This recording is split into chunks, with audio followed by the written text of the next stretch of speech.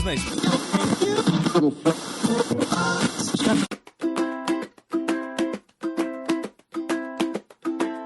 Olá a todos, aqui é Paulo Vinícius, um dos membros da equipe do Perdidos na Estante, e a equipe do seu podcast favorito está de férias, recarregando as baterias para a temporada de 2022. Mas o Perdidos na Estante não pode parar. Nós e alguns amigos preparamos uma série de indicações para vocês curtirem enquanto aguardam o nosso retorno. Aproveitem essas dicas, façam um bom descanso e nos ouvimos logo em fevereiro. Até lá!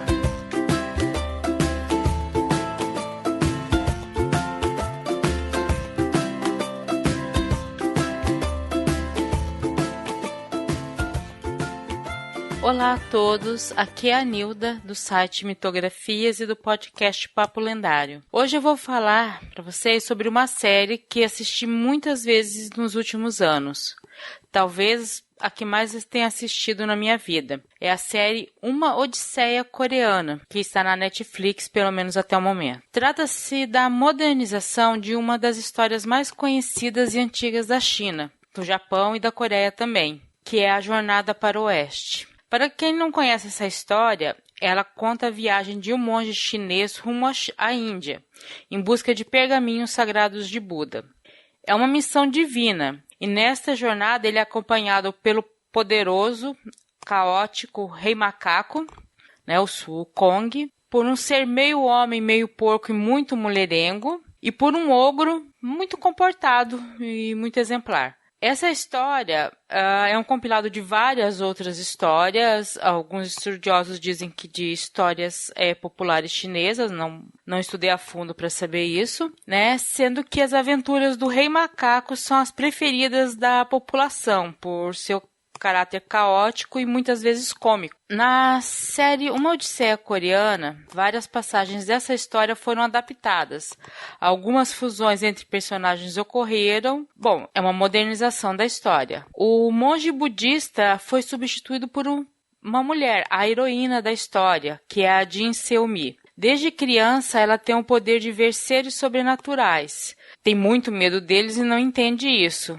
E quando ela vira adulta, ela acaba sendo encarregada de evitar uma grande tragédia.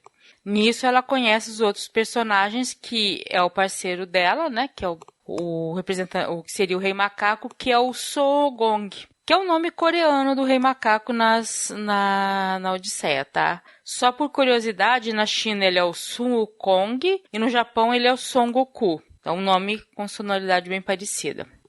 Nessa versão da série coreana, ele usa um bracelete. Tá? Ele é induzido a usar um bracelete que causa muita dor e faz com que ele se apaixone pela Jin Seumi. E por que isso é importante? Porque na Jornada para o Oeste, o Rei Macaco ele é obrigado, por vários fatores, a usar uma tiara ou uma faixa na cabeça, que causa muita dor quando ele faz algo que é considerado errado ou quando desobedece às ordens do monge. Tá? Isso é pelo próprio tipo de personagem mítico que ele é, que é essa coisa caótica. Só que como essa série é para ter um grande romance que acontece, tem esse fator que, ao invés de causar dor, ele causa essa grande paixão. E isso é uma das coisas que move a série, vários acontecimentos, porque Jin Seumi e mesmo Son Wukong não sabem se o amor que eles sentem um pelo outro é verdadeiro ou é causado pela mágica. Isso é uma coisa que permeia a série toda. Só que a série não é apenas romance, é uma série, tem até algumas coisas cômicas e tem coisas sobrenaturais. E aí a gente tem o segundo personagem, importante, ou melhor, o terceiro personagem importante, que é o Rei Domon-woo, que é um apresentador de TV que também tem uma empresa que gerencia astros do pop coreano.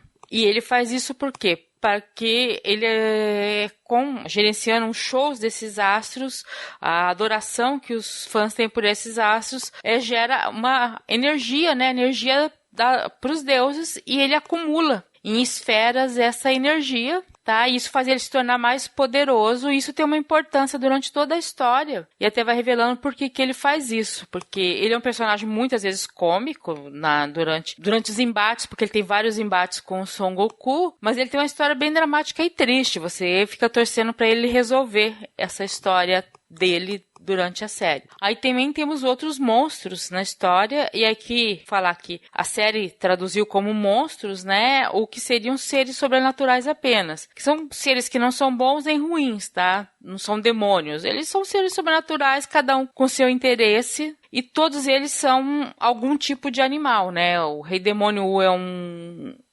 touro branco, o Son Goku é um macaco, e aí a gente tem o PK, que é o Homem-Porco, né, que é o porco da história, mulherengo, que é um grande astro pop. A gente tem a Senhora Ma, que é uma secretária do Rei Demônio, e ela é um cachorro. Com isso, ela demonstra que é uma pessoa muito fiel e muito dedicada ao seu dono.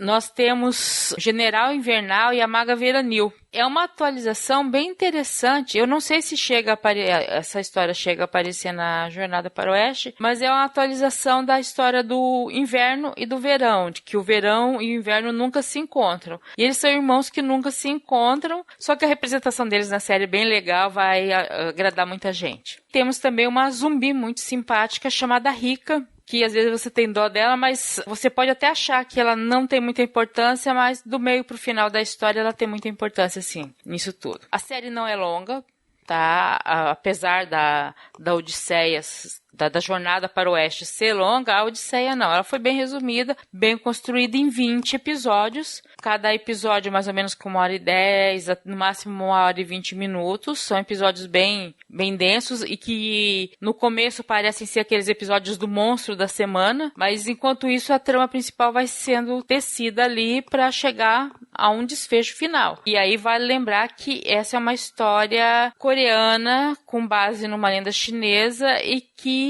ela não é como as nossas histórias ocidentais ou as histórias que Hollywood nos vende, que tem sempre uma jornada do herói, com meio, começo, fim, você tem certeza de como que é o fim dela. Não é. A moral da história é outra, os objetivos são outros, então ela não tem essa estrutura nossa. Então, se você não está acostumado com história coreana, essa é uma boa série para você pegar uma narrativa um pouco diferente do que a gente está acostumado aqui no Ocidente. Só preparem bastante lenços para chorar no final, tá? É muito emocionante o final dessa série. Vai ser difícil falar mais sem contar muito spoiler, tá? Apesar de ser baseada numa história de 500 anos atrás, porque essa história foi compilada há mais de 500 anos atrás, na estrutura que tem hoje, tá? E só vou dizer que tem muitas referências a deuses, a lendas, algumas coisas que eu não consegui pegar só assistindo, vocês não vão pegar só assistindo, vão ter que pesquisar, e talvez nem pesquisando você encontre exatamente qual que é o deus ou a referência. Isso é um pouco, causa uma estranheza, mas não é uma estranheza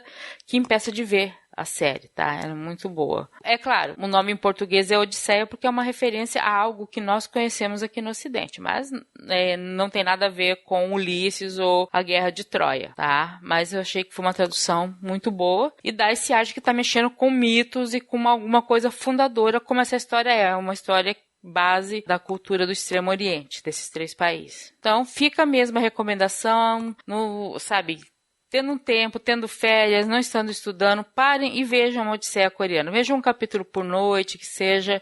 Tem legendado, tem dublado, para todos os gostos, para vocês assistirem e se inteirar um pouco sobre a cultura e a mitologia coreana. É isso. E acessem o site do Leitor Cabuloso, acessem o site do Mitografias, escutam os podcasts, leiam as resenhas, os textos e comentem. Abraços. Não teríamos episódio hoje se não fosse a maravilhosa da Janaína Vieira e demais pessoas que contribuem conosco lá no Catarse e no PicPay. Se você quer ouvir o seu nominho aqui de agradecimento, considere fazer uma contribuição lá pra gente também.